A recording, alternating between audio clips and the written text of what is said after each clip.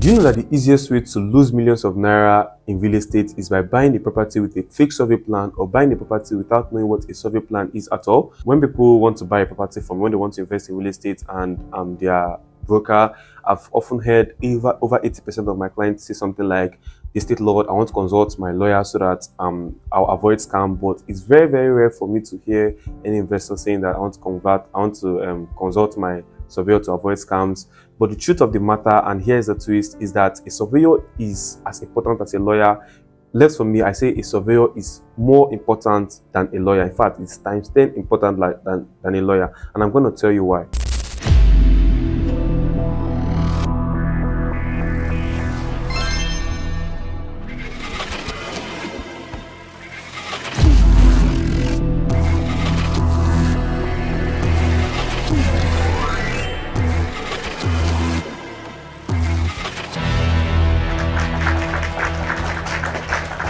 A lawyer can't do much of anything, be it a document processing or research, without a survey plan. Without a survey plan, your lawyer can't get you a certificate of occupancy or a governor's consent.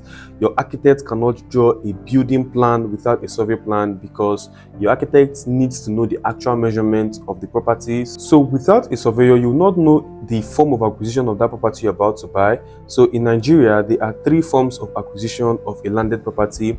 We have the committed land acquisition.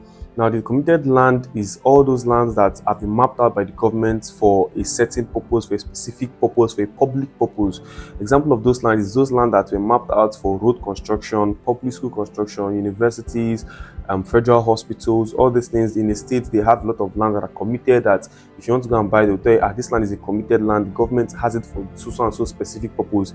Even though the land might be a fallow land that the government have not started any building or is still in a thick forest, you don't dare go to those properties because when the government will be ready to do that project, when they just come, they will not even ask you, they'll just demolish it. So they have the committed land acquisition, they have the government acquisition. Now the government lands or the government properties are those lands in the states that belong strictly to the government. Now these lands, they are not committed. It's not as if the government wants to use them for any specific purpose or any public purpose, but it is just a government property that probably in the nearest future they will decide what they want to do with it. Probably in some communities there are some hectares of land that are mapped out for the government, though there's no any specific reason why, but it's just a government land. Now this kind of land, they are good, you can acquire them, but for you to acquire them, you don't buy them from an individual. You need to go to the government and tell them, okay, please, this is your land that you have here, I want to acquire this land from you, and they'll now tell you, okay, this is how much you are going to pay us, and they'll not give you any of these three documents. Either they give you a government allocation paper, they allocate that land to you. For example, now you propose an idea to the government that, see, I want to build so and so thing in your state. Please, can I get 10 hectares of land? And then I tell you, okay, when you meet the government for so and so reason, and you guys maybe they give you a contract to do such thing, they can now allocate that land to you, or they will gazette that land to you.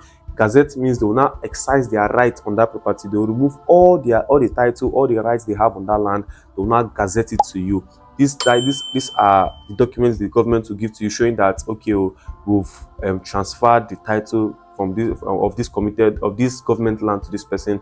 Now the third form of acquisition is the free form acquisition, which is the rampart one.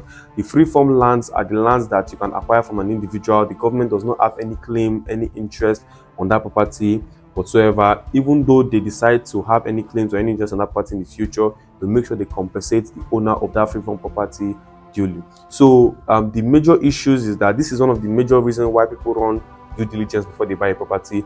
And the truth is that without a survey plan, you cannot know whether that land you want to buy is either a government-owned property, a committed land property, or a free-form acquisition property. Because for you to be able to identify which one it is, you need to get a surveyor that will go to that land and take what they call the coordinates. He will chart that property and take what they call the coordinates of that land. It is specific to every property. When that person takes the coordinates, he will go to the Surveyor General's office and try to match it with the master plan.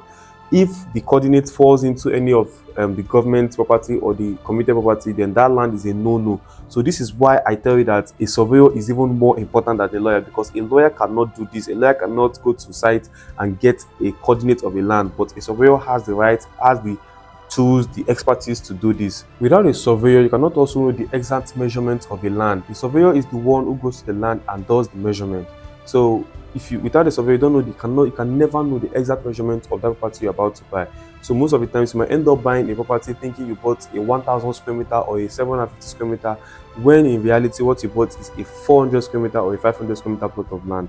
So I don't. So with this now, you'd have find out that most of the scams that people fall into in real estate is not only as a result of legal issues or as a result of quack lawyers or lawyers issues, also as a result of not having an idea about what a survey plan is, not carrying out enough due diligence with the survey plan,